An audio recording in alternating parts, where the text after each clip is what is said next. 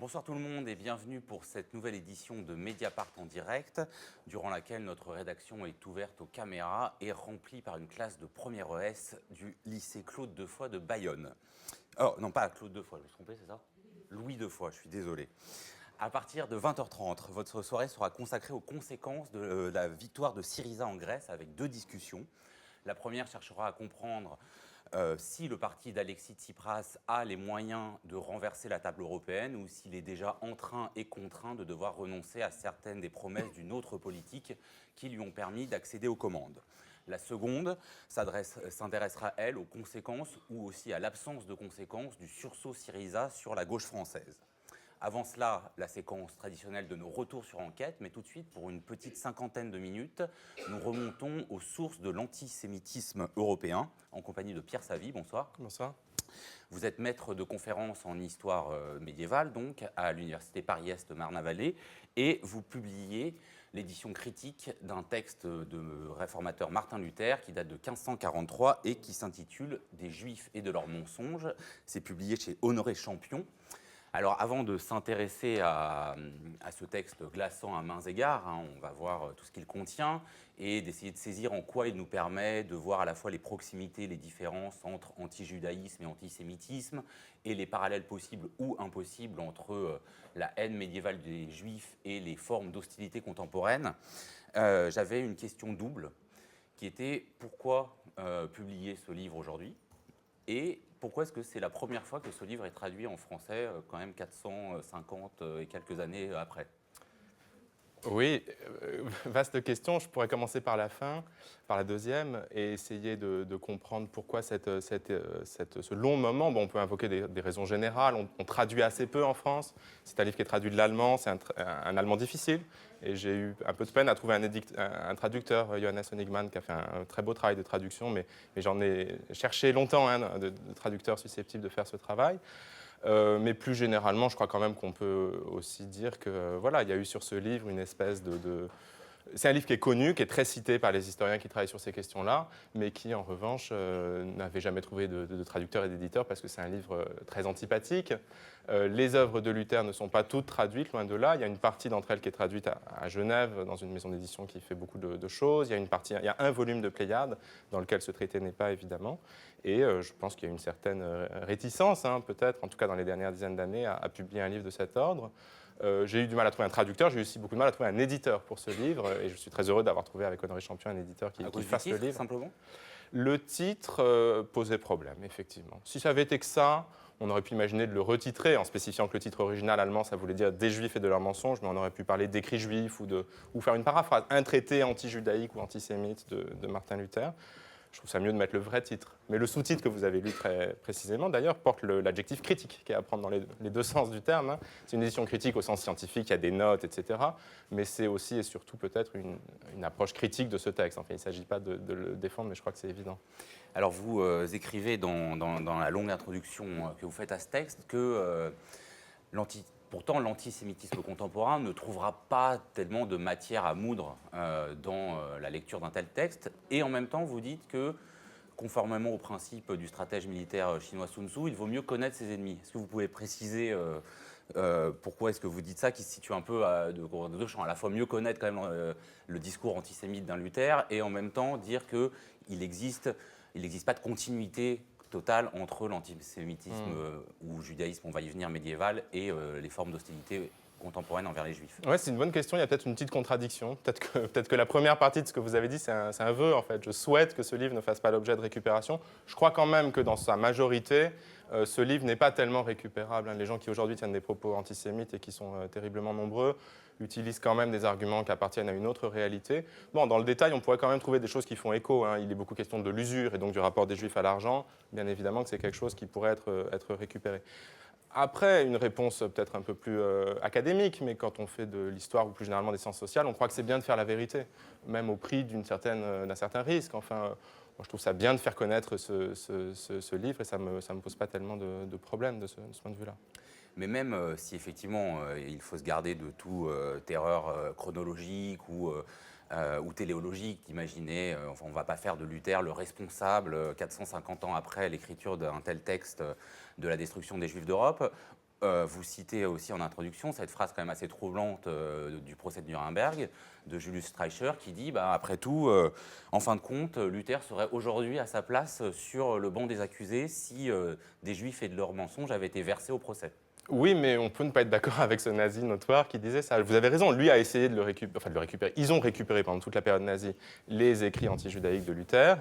Et il a dit cette phrase fameuse lors de son procès.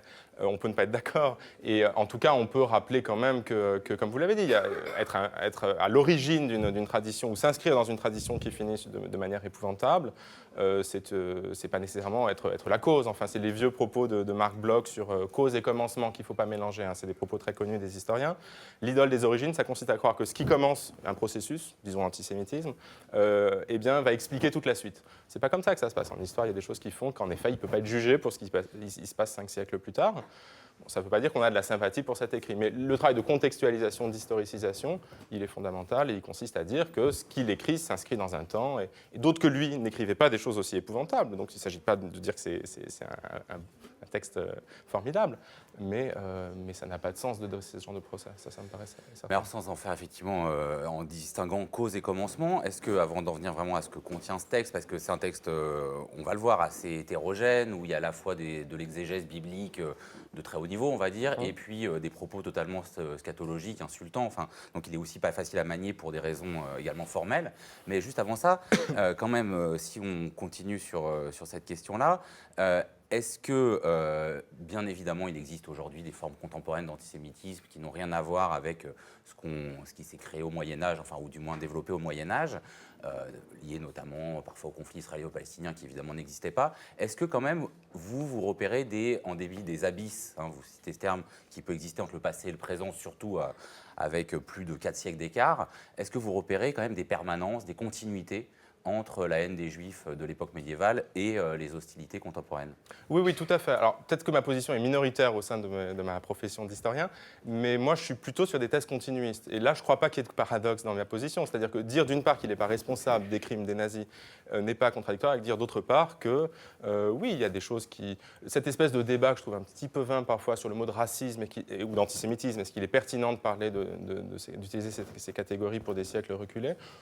Où les mots n'existaient pas. Certes, les mots n'existaient pas, mais il y a plein d'autres mots. Le mot de classe sociale n'existait pas, on parle quand même de classe. Le mot d'inconscient n'existait pas, on peut croire que les gens du Moyen-Âge avaient un inconscient. Je veux dire, je trouve ça un petit peu sophistique comme position, mais bon, ça peut se discuter. Mais en effet, je suis plutôt continuiste. Et je trouve qu'il y a des phrases dans ce livre qui font froid dans le dos, c'est sûr, qui sont glaçantes, comme vous l'avez dit, et qui laissent penser que quelque chose s'est transmis. Ça n'est pas le rendre coupable que de dire que quelque chose s'est transmis. Il n'a pas tout inventé, il y avait déjà des textes très problématiques, en particulier au XVe siècle. On peut penser à l'Espagne du XVe siècle, très étudiée par Yerushalmi, et qui regorge de traités anti-judaïques et de décisions très, très étonnantes, enfin, qui sont quasiment du racisme, sans le terme, bien évidemment. Et puis, elle se continue après lui, quoi. Alors, comment définir l'hostilité de Luther envers les Juifs? Est-ce que, justement, on est plutôt dans un anti-judaïsme de nature religieuse, ou est-ce qu'on est plus dans des formes de racisme, d'antisémitisme, même si ces mots n'existaient pas? Eh bien, les deux. En fait, vous parliez de cette étrange manière qu'il a d'utiliser des arguments très savants. Il faut un peu s'accrocher pour le lire parfois. Enfin, effectivement, il y a des pages assez denses et d'exégèse et des arguments très triviaux. Il en va de même de son hostilité aux Juifs. Elle tresse, elle mêle des choses dont certaines, sur le plan strictement théorique, sont acceptables. Enfin, on a le droit de s'opposer sur des bases théologiques à telle ou telle posture religieuse d'une autre religion, disons ça. Et puis d'autres, au contraire, relèvent vraiment d'antisémitisme fervent, sans le nom certes, mais une hostilité quand il est question des thèmes de l'usure, par exemple, quand il est question de l'oisiveté, de la menace satanique que représentent les Juifs. Là, on n'est plus sur le plan de la controverse théologique. Enfin, on est clairement sur un autre plan. Donc c'est un anti-judaïsme divers, composite, qui récupère toutes les traditions, donc chrétiennes bien évidemment, mais aussi populaires, enfin extrêmement divers. Oui, et vous montrez quelque chose d'intéressant, c'est qu'une bonne pierre de touche pour vous distinguer, pour voir si c'est simplement de l'hostilité, je dirais un conflit religieux, une interprétation des textes, c'est la question de la conversion. Parce que s'il y a l'hostilité envers les Juifs et seulement, entre guillemets, religieuse, on peut estimer qu'un Juif converti, il devient un parfait chrétien et que donc il n'est plus un ennemi, ou du moins, en tant que tel. Or, là, vous citez un autre texte de Luther, qui est assez bien nommé, ça s'appelle Les propos de table, où il a quand même cette phrase assez sidérante que je voudrais citer. « Si un juif vient me demander le baptême, je lui donnerai, mais aussitôt après, je vous le mènerai au milieu du pont de l'Elbe, lui accrocherai une meule au cou et vous le jetterai à l'eau. » Donc là, on est effectivement, c'est une hostilité envers un peuple, pas envers une religion. Oui, c'est étonnant que vous... Enfin, je travaille précisément sur ces questions de macule, hein, ça peut être une manière de désigner cette idée-là, d'une judéité qui ne serait pas abandonnable aux yeux même des chrétiens. Il faut quand même préciser, pour être honnête, que l'orthodoxie chrétienne dit le contraire. C'est-à-dire les théologiens, les papes, les docteurs, dans leur immense majorité, conviennent qu'un juif peut devenir chrétien. Il y en a même un de très connu qui a fait ça, qui s'appelle Jésus. Donc, faut pas et il le sait, il a écrit que Jésus-Christ est né juif, donc il y a une position très étrange. Hein. C'est-à-dire qu'il ne peut pas nier, il a même écrit un livre portant ce titre, La judéité de Jésus et des prophètes, etc. Mais en 1543 ou 46, en effet, il semble que la conversion soit jamais totalement finie. Et c'est quelque chose de très troublant qui me pousse à parler d'une macule. Oui, au XIIe, au XIIIe, au XVe, au XVIe siècle, on a des textes chrétiens qui, contre l'orthodoxie, confirment cette idée-là. Et donc c'est ce mélange d'arguments, on va dire antisémites et anti-judaïques, qui explique effectivement cette nature très hétérogène de ce texte entre les arguments d'exégèse biblique et les arguments vraiment scatologiques. Parce que vous dites usure, mais lui il dit usure, mais il dit aussi que je ne sais plus, les Juifs puent l'or, il parle de truie, enfin on est de merde, d'anus, enfin, on est dans autre chose. Absolument. Ça, c'est un ton global de Luther. C'est aussi une personnalité. Il a ce ton d'invective, c'est un homme très colérique, c'est un homme qui, à la fin, il n'est pas si vieux que ça, je crois que c'est l'année de ses 60 ans, donc c'est pas un vieillard, mais il est un peu malade, il est assez vieilli, très aigre, très amer, très violent. Donc c'est aussi lui, je veux dire, on peut croiser différents types de registres antisémites sans nécessairement verser dans ce genre de registre, je pense. Mais il y a aussi quelque chose qui rend le livre, bien sûr, pas sympathique, mais étonnant, et je trouve c'est une manière, ça accroche en même temps, cette espèce de diversité de ton, elle est très frappante hein, quand on le lit, des passages vraiment quasiment de politique contre les Juifs, des passages d'exégèse, etc. Enfin, on l'a dit, mais c'est plutôt... ça rend la lecture, disons, peut-être un peu plus facile que c'était de la pure exégèse un peu aride, bien sûr. Oui. Non, effectivement, il y a d'autres textes de Luther où il s'en prend alors aux papistes, aux Turcs, aux paysans, des fois, qui se révoltent et qui sont assoiffés de sang, aux princes, ça lui arrive aussi de s'en prendre. Avec la même violence. Avec la même violence. Oui, donc il ne faut pas croire que les Juifs mis bout à bout, ce n'est pas le pilier de l'œuvre de Luther, ce serait un contresens. Hein. Ouais. Les écrits juifs, il y en a quelques-uns, très peu de favorables, quelques-uns de défavorables, et puis beaucoup d'exégèse des textes juifs, hein, de la Bible juive. Mais en effet, il n'y a pas... les papistes en prennent pour leur compte. Toutes les sectes judaïsantes, c'est-à-dire des chrétiens, qui font des choses juives tout en étant chrétiens, qui pratiquent un peu le Shabbat, qui refusent le baptême, des choses comme ça, sont critiqués très très violemment par Luther, avec ce même ton extraordinairement violent.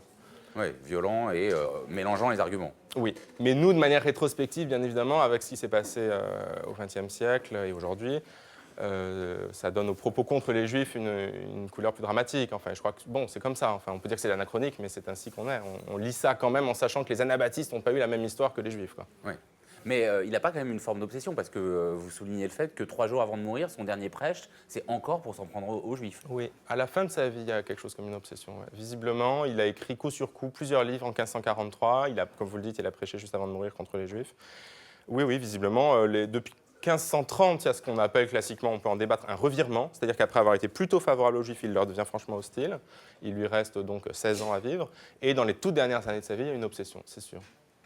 Et comment alors effectivement, parce que vous citez un autre texte de Luther, que Jésus est né juif, qui est donc précoce de plus de 16 ans, enfin 1523. 1523, où on n'est pas du tout sur le même registre. Comment est-ce qu'on explique ce revirement? Enfin, comment est-ce que vous l'expliquez à partir de ces textes? Il semble à la plupart des historiens beaucoup plus experts de la vie de Luther que moi, qu'il y a eu quelque chose comme une déception. C'est la thèse classique qui, évidemment, a été discutée. Mais en gros, il voulait les convertir. Il pensait qu'il détenait la vérité. Il avait quand même convaincu la moitié de l'Europe, ou presque, que c'était le cas. Et que donc, dans le mouvement... En plus, il disait plein de choses sympathiques aux Juifs. Il faut voir, bon, a fortiori en France, où la religion protestante est une religion minoritaire. Donc, les Juifs ont une certaine sympathie pour la religion protestante et ont beaucoup de thèmes en commun avec elle. Le retour à l'écriture, la méfiance à l'égard des images, l'absence de sainteté, de clergé, ça fait quand même beaucoup de choses en commun. Donc, il y a eu une espèce des vraies proximités, on pourrait dire, dans la manière de vivre la religion entre le protestantisme et... En tout cas, le retour au texte. Enfin, sola scriptura, c'est un des slogans de Luther qui veut dire rien que la Bible, hein, seule l'écriture compte. évidemment. Alors, il y a aussi des désaccords théologiques radicaux sur comment on obtient son salut. En gros, ce n'est pas du tout perçu pareil. Mais sur la question du rapport au texte, c'est quelque chose de fondamental. Donc, il a cru qu'il y arriverait. Et puis, comme dit la Bible, Israël a la nuque raide. C'est un peuple entêté. Et donc, il a échoué. Et alors, est-ce que c'est vrai que c'est ça la cause? Mais on a l'impression, quand on lit le récit de sa vie, qu'il est devenu très amer et qu'il écrit donc ces livres qui ne sont pas destinés aux Juifs. C'est important de le préciser. Oui, c'est ça, alors que les premiers étaient plutôt destinés à eux. Là, Oui. Mais donc là, c'est destiné à qui? À des chrétiens, des Allemands, des chrétiens, des hommes au sens genré, c'est-à-dire qu'il parle clairement à des hommes chrétiens du coin, quoi. Pour les mettre en garde, parce qu'il a cette angoisse des pratiques judaïsantes, c'est-à-dire du fait que des chrétiens, lisant la Bible juive et y voyant qu'il y a des préceptes quand même qui sont transmis au peuple hébreu, se mettraient à eux-mêmes faire des choses qu'il ne faudrait pas faire. Et puis il a envie qu'on prenne des mesures contre les juifs. Mais donc c'est à l'intention des chrétiens, des princes, des prélats, de ces coreligionnaires allemands. Mais ça, effectivement, ça c'est une phrase de la Bible, le peuple à la nuque raide, et là, vous écrivez que finalement le sentiment de Luther, il est peut-être un peu mêlé, c'est-à-dire qu'à la fois, il y a de la haine envers les Juifs qui ne veulent pas se convertir, alors que lui propose une nouvelle religion, une nouvelle manière de vivre sa religion, et que cette haine, justement, de fait de leur entêtement, peut se transformer, si ce n'est en admiration, du moins quand même en étonnement, justement, devant le refus des Juifs de se convertir. Ouais, ça c'est mon sentiment de lecteur, je ne sais pas si ça a été le vôtre. Je cite dans l'introduction les passages du texte qui m'ont donné ce sentiment. Oui, je crois qu'il y a chez lui une certaine forme d'admiration devant leur entêtement ou leur ferveur. Moi qui suis médiéviste, ça me fait penser à d'autres textes antérieurs, des 11e, 12e siècles, ou du 15e siècle même, où des chrétiens, voyant les Juifs choisir plutôt le martyre que la conversion, restent quand même bouche bée. Quitte à leur infliger le martyre, c'est-à-dire à les assassiner de façon épouvantable, sont quand même frappés par cette volonté de certains de tenir à leur foi plutôt que d'accepter le baptême, quoi. Et chez Luther, il y a une forme de sombre admiration, disons, à l'égard de cette foi-là. Et puis le judaïsme est un système où la foi ne tremble pas beaucoup, puisqu'on l'appuie sur une pratique, ce qui fait horreur à Luther, qui rejette cette religion des œuvres. C'est assez technique comme discussion, mais en effet, on voit ce qu'il veut dire quand il dit que la foi juive ne donne pas l'impression de trembler, disons. Mais alors, qu'est-ce qui fait finalement si peur à Luther? Parce que quand même, c'est un texte qui, des fois, sue une forme de crainte, alors que... les Juifs dans l'Occident médiéval sont quand même très peu nombreux. Très faibles. Très faibles. Oui, oui. Pourquoi ce texte, par sa violence, montre une réelle inquiétude? Pour être très honnête, je devrais vous dire que je ne sais pas beaucoup plus que vous, ou alors répondre de façon un peu circulaire.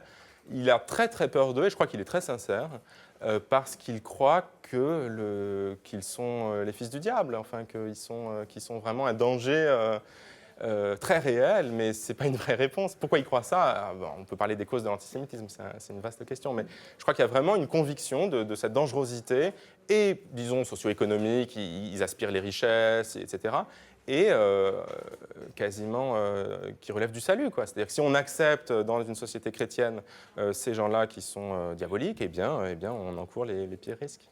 Il en est convaincu. Oui, en même temps, on sait bien, on a d'autres exemples à travers l'histoire où le renversement du rapport entre l'agresseur et la victime a toujours été une manière de persécuter les minorités. Absolument. De dire qu'un corps faible, numériquement, même politiquement et tout ça, était en fait une grande menace pour le corps social. Absolument. J'ai lu récemment un texte de sciences sociales sur la situation des Roms en Europe orientale.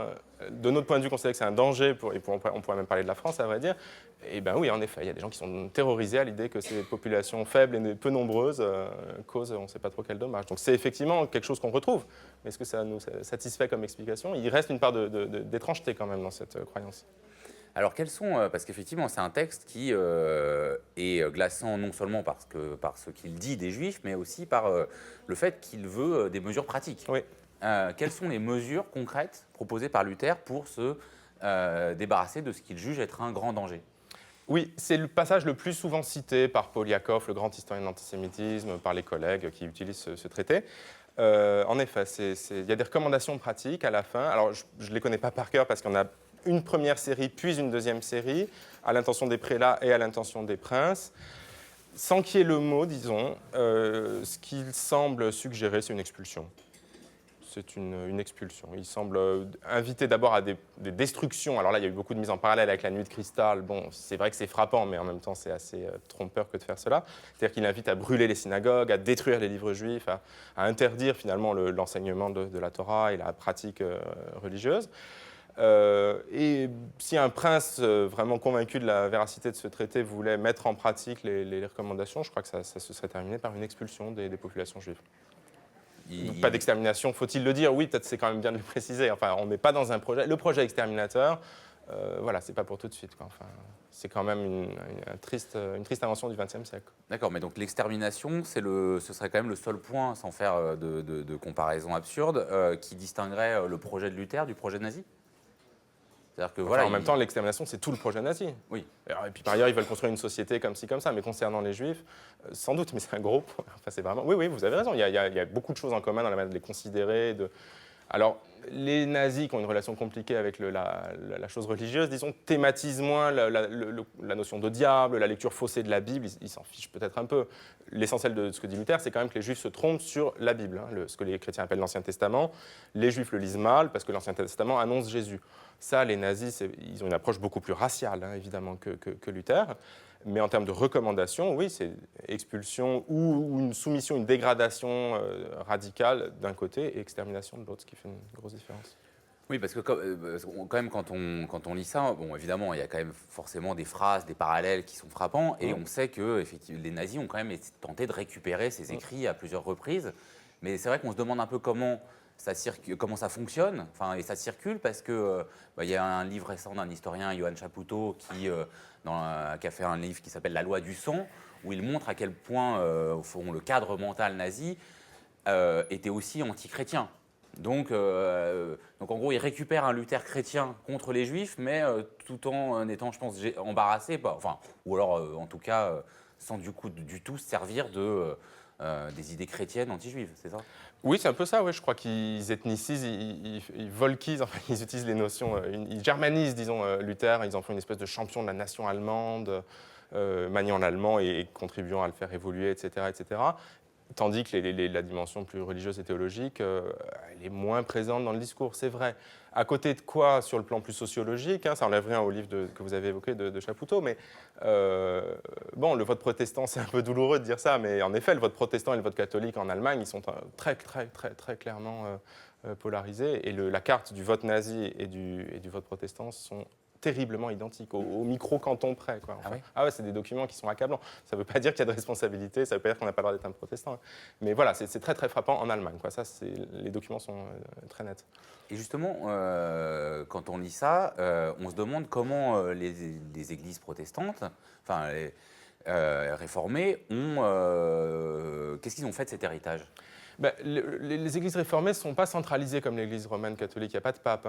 Donc elles ont fait d'abord beaucoup de silence. C'est vrai que pendant une quarantaine d'années après la guerre, il y a eu quelques travaux, mais sitôt après la guerre, il y a eu beaucoup de choses, la guerre de la Seconde Guerre mondiale, bien sûr. Mais des choses qui étaient très, très encore polémiques et qui visaient à disqualifier totalement Luther, voire le protestantisme, etc. Et puis ensuite, les protestants se sont mis vraiment à travailler là-dessus. Depuis 1983, qui est donc le 5e centenaire de la naissance de Luther, il y a eu énormément de travaux en Allemagne et en allemand cette année-là. Et depuis, il y a eu mais alors c'est toujours à l'échelle locale, les églises de Bavière, les églises d'Amérique du Nord, les églises de tel et tel coin luthériennes qui proclament leur amour du peuple juif, leur dénonciation. Ils ont fait un travail remarquable. Alors après, ce qu'ils font de ces textes, je pense qu'ils ne les lisent pas beaucoup. Enfin, il y a tellement de grands textes de Luther que, évidemment, peut-être qu'ils les lisent, mais ce n'est pas ça qu'ils utilisent quotidiennement, bien sûr. C'est une manière de les mettre de côté, quoi. Mais ils peuvent vraiment mobiliser, je dirais, les premiers textes de Luther sur les Juifs pour faire un peu une compensation. Il y a suffisamment, parce que là, c'est une telle violence qu'on imagine mal que les déclarations des premiers textes suffisent à dire, bon, voilà, il a évolué, sans doute c'était quand même, c'est assez frappant. Et que Jésus-Christ est né juif, qui est en Pléiade, donc on peut lire en français, et puis bien sûr en allemand très facilement. Oui, c'est quand même, c'est un texte qui est quand même beaucoup plus sympathique, qui dit, mais enfin, vu comment vous traitez les Juifs, moi, si j'étais un Juif, je voudrais devenir plutôt un porc ou un chien qu'un chrétien. Enfin, vous faites tout. Alors, c'est quand même dans un but convertisseur. Dans notre logique qui, je crois, quand même, on pense un peu mieux qu'à l'époque, la possibilité de coexistence. Enfin bon, on peut en discuter. Disons, voilà, on a quand même encore une petite gêne face à cette volonté très forte d'imposer une conversion. Ça reste ça le projet, ne nous trompons pas.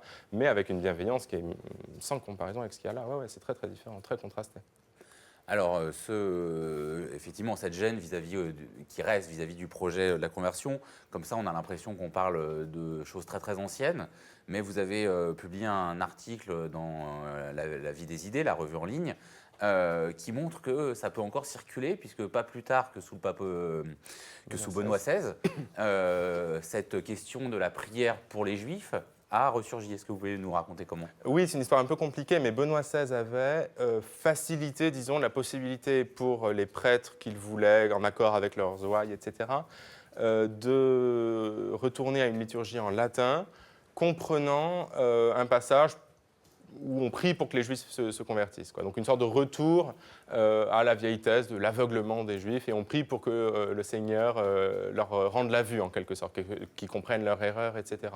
Ça avait suscité une forte émotion, notamment dans les communautés juives romaines, par proximité avec le pape, et plus généralement, enfin, il y avait toutes sortes de rabbins américains ou quoi qui avaient un petit peu haussé le ton. Surtout que son prédécesseur, Jean-Paul II, au contraire, est très bien considéré pour avoir fait un voyage historique dans la grande synagogue de Rome et tout. Donc, ouais, il y avait eu cette possibilité-là. Bon, ça pose plein de questions, hein. Moi, enfin, dans cet article que vous citez, bien sûr qu'on a quand même un petit peu du mal à avaler cette décision pontificale. Et en même temps, d'abord, est-ce qu'on a le droit de la commenter forcément dès lors qu'on n'est pas dans l'Église? Et ensuite, c'est difficile à tenir. Enfin, si on se met dans la peau d'un chrétien, de quelqu'un qui est convaincu, vouloir que d'autres embrassent la même religion que soi, est-ce que c'est répréhensible? Enfin, ça pose une vraie question philosophique, je trouve. Alors, théoriquement, et donc la décision de Benoît XVI remettait un peu ça en cause, l'Église proclame que, certes, la vérité chrétienne est, mais que les Juifs, porteurs de l'Ancienne Alliance, peuvent rester, ont encore une sorte d'alliance. Il n'y a plus cette idée d'un abandon de l'alliance initiale, quoi. Donc on a revisité la vieille théologie antérieure à Vatican II, mais c'est compliqué à tenir. C'est un peu acrobatique, quoi, cette position-là. Alors on le disait, ce texte est glaçant à la fois par certains des propos qu'il tient et parce qu'il demande des mesures concrètes pour se débarrasser du danger juif. Est-ce qu'il a été suivi des faits? Pas beaucoup. Alors d'abord, c'est pas toujours facile à dire parce que les sources communiquent pas forcément. Un traité publié dans une ville d'Allemagne et puis 3 ans plus tard, vous voyez une décision prise par une commune ou par un prince. Il ne dit pas forcément dans le prélude de son ordonnance « Ayant lu le traité de Martin Luther, voici ce que je décide ». Donc la causalité n'est pas facile à établir, si bien qu'il y a peu de cas où on peut l'établir. Il y a 2-3 cas où il semble qu'on puisse établir avec certitude que oui, il y a des petites mesures qui ont été prises. Il n'empêche que les recommandations de Luther, même si ce n'est pas la faute de Luther, disons, ont été assez bien suivies des faits. C'est-à-dire que d'ores et déjà, il n'y avait plus beaucoup de juifs, en fait. C'est pour ça que votre question, effectivement, se pose. Hein. Pourquoi une telle peur, après tout, hein? Depuis 1519, dit-on, enfin, bon, disons depuis le début du XVIe siècle, des juifs en Europe occidentale, il n'y en a pas tant que ça, si on réfléchit. Ils ont été expulsés d'Angleterre, d'Espagne, du Portugal, de France. Ils restent en Italie dans des ghettos, qui sont une forme d'expulsion intérieure. Et puis en Allemagne, il y a des communautés, mais de moins en moins nombreuses. On les expulse de Ratisbonne, on les expulse. Alors il y a quelques enclaves, hein, les futurs Pays-Bas, Livourne. Enfin, massivement, il n'y a plus trop de juifs en Europe occidentale. Oui, donc c'est moins tant leur nombre qui fait peur à Luther que. Enfin, vraiment, c'est ça un peu qu'on n'arrive pas complètement à saisir. L'antisémitisme sans les juifs. Ouais, alors, c'est pas tout à fait sans les juifs, mais c'est un petit peu ça. Oui, il y a une vraie. Bon, mais le christianisme a un lien ontologique avec le judaïsme. Quand même, il n'y aurait pas de juif à 500 km à la ronde. Un chrétien, c'est quelqu'un qui lit un texte, qui parle du Messie qui est juif, enfin, et qui dit « je ne suis pas venu pour abolir, mais pour accomplir », et c'est Jésus, on l'a déjà dit. Donc voilà, il y a un lien nécessaire avec le judaïsme chez les chrétiens quand même. Donc ils se posent cette question, ils n'apportent pas forcément la réponse très violente de Luther, hein, je ne suis pas en train de dire ça, mais ils se posent forcément, je crois, cette question. C'est une question qui est dans le christianisme. Le christianisme se positionne par rapport au judaïsme, religion sœur, les frères aînés, enfin il y a toutes sortes de déclarations de Jean-Paul II là-dessus d'ailleurs, mais il y a un lien qui est forcément présent. Aujourd'hui, on voit dans certaines voix, on constate que pour certaines voix de la communauté juive notamment, mais aussi pas forcément juive, les responsables principaux, voire uniques des actes antisémites ou des propos antisémites seraient les jeunes musulmans. C'est quand même négligé de fait que certains actes antisémites commis par des jeunes musulmans puissent dans ce vieux fond antisémite européen.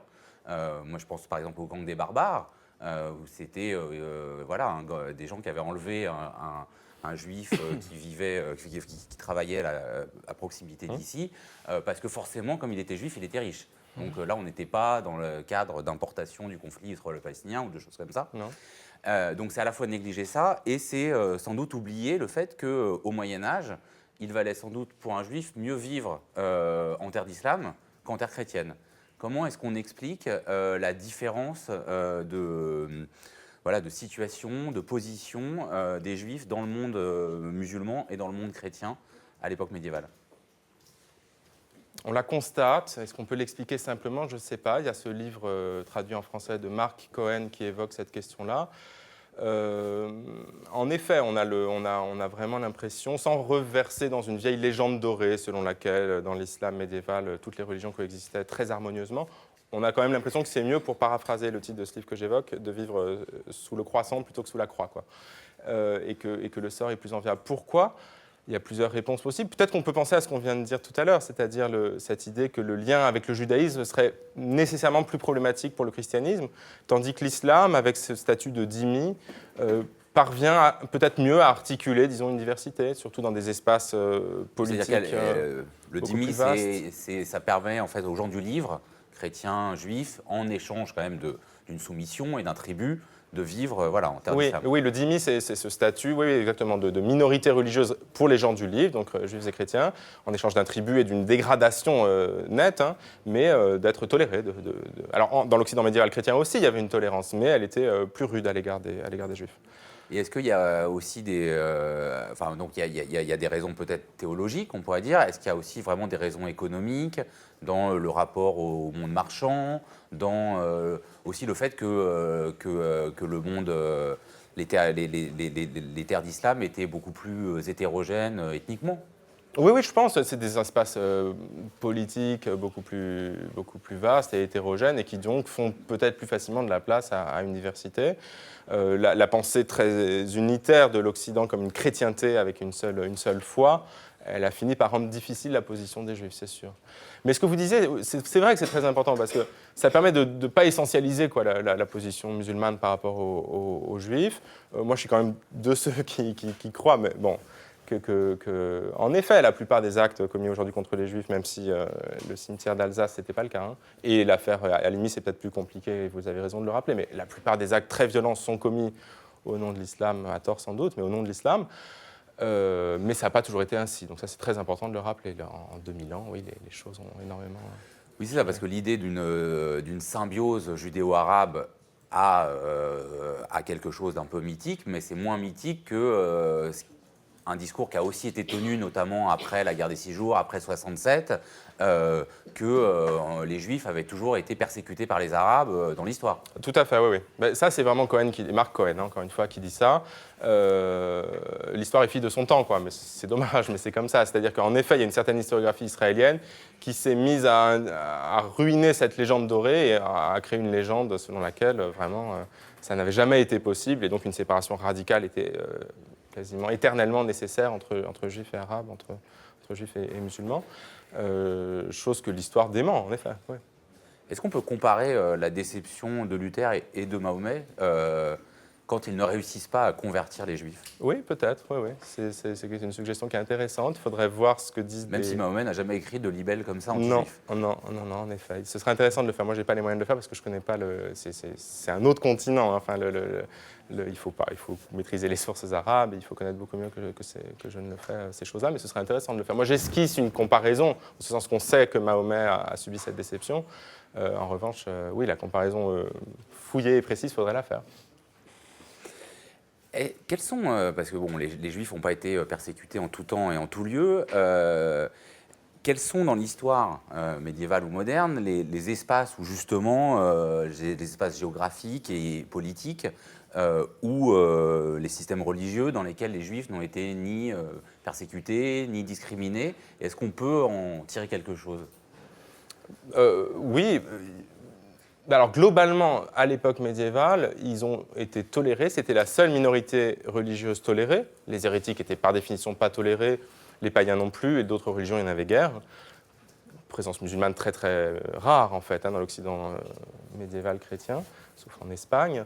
Bon, dire qu'ils étaient bien tolérés, ce serait beaucoup dire, mais il y a quand même des longues périodes où ils étaient assez tranquilles. Hein. Durant tout le haut Moyen-Âge, c'est-à-dire du 5e, 6e jusqu'au 10e, 11e, il ne se passe pas grand-chose en termes d'antijudaïsme. Il y a quelques explosions, mais quand même assez sporadiques et limitées. Donc oui, il y a eu ces phases-là. Après, si on descend un petit peu plus près en termes d'échelle d'observation, il y a des espaces, l'Italie que j'étudie en particulier, présente une physionomie très très diverse. Il y a certains espaces qui ont toujours été protégés de tout antisémitisme. À Livourne, la ville de Livourne que j'évoquais tout à l'heure, dans un certain nombre d'États italiens, il y a eu des longues phases de tranquillité. Dans les Pays-Bas, qui était un haut lieu de tolérance également, il y a quand même parfois des espaces politiques qui organisent la tolérance. Et il y a des moments, effectivement, où cette tolérance non seulement s'arrête, mais enfin des moments vraiment d'hostilité plus croissante. Oui. Le texte de Luther en est, en est l'exemple d'un de ces moments.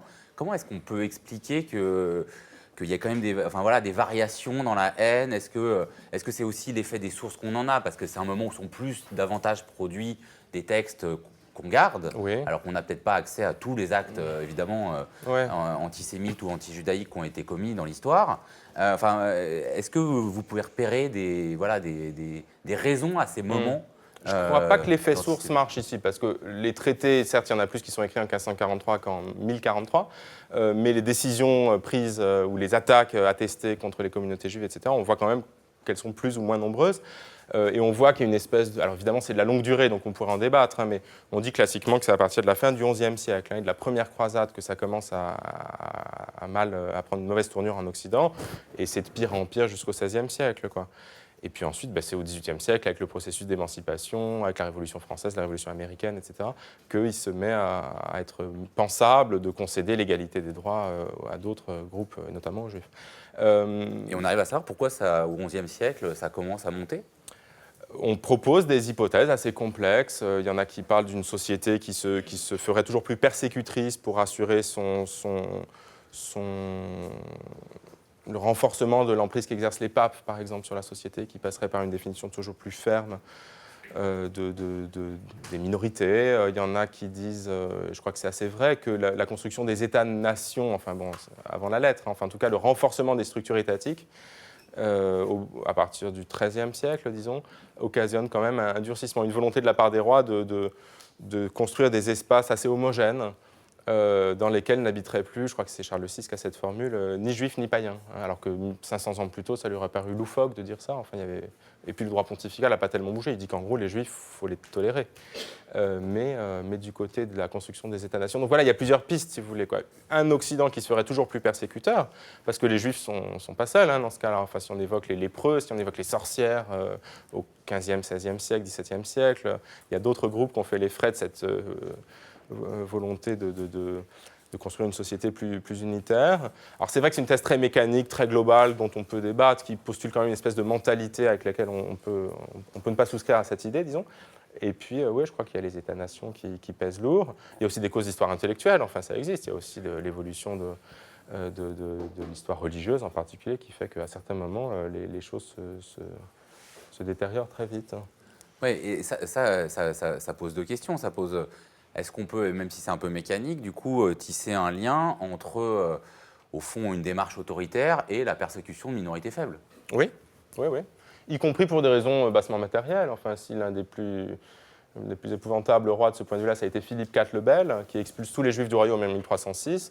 Il a aussi abattu l'ordre du temple, et il a aussi trafiqué la monnaie. Il avait aussi besoin d'argent. Donc il y a des explications de caractère théologique et religieux, mais il y a aussi des explications. Pour faire grossir un État, il faut de l'argent, et pour ça, on peut notamment spolier les juifs.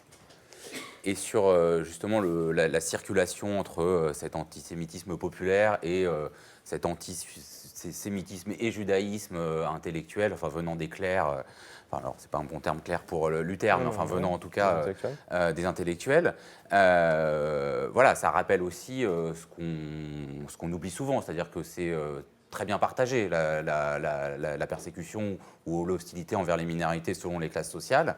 Mais est-ce qu'on peut mesurer l'influence d'un texte comme ça?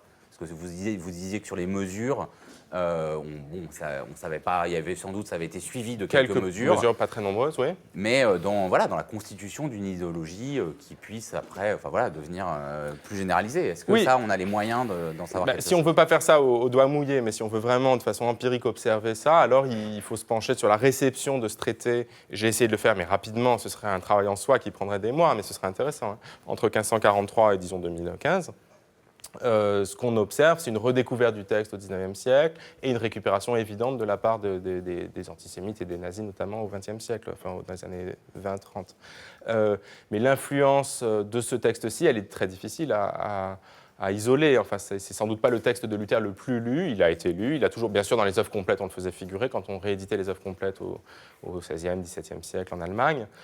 Mais c'est peut-être pas le texte le plus lu. C'est un texte qui n'est pas au cœur de la théologie. Enfin, on lit davantage les grands textes des années 1520, en fait.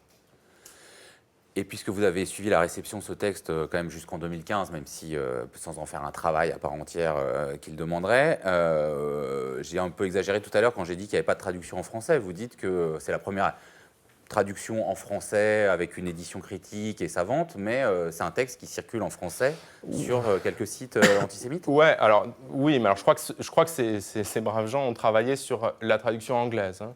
Donc ça, on sait que ça a quand même beaucoup moins de valeur. Quand un texte est traduit sur une traduction, c'est moins bien que de traduire de l'original. Mais il me semble qu'il existe des trucs qui traînent sur des sites... Mais donc il arrive quand même qu'ils soient encore convoqués. Oui, les antisémites font flèche de tout bois et utilisent ça, comme ils vont utiliser le protocole des sages de Sion. Et ça circule, enfin, le protocole des sages de Sion, on le trouve publié aujourd'hui dans le monde arabe. Enfin, les choses peuvent circuler volontiers. Oui, ils utilisent aussi ce texte, peut-être.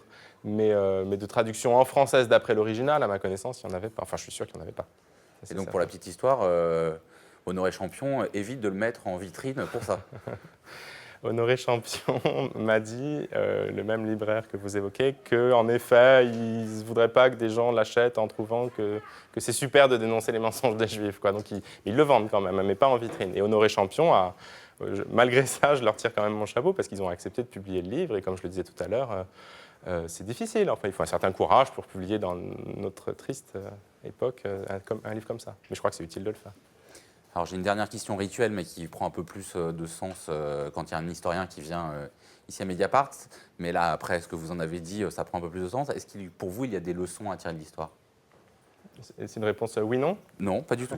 Il vous reste au moins 2 minutes.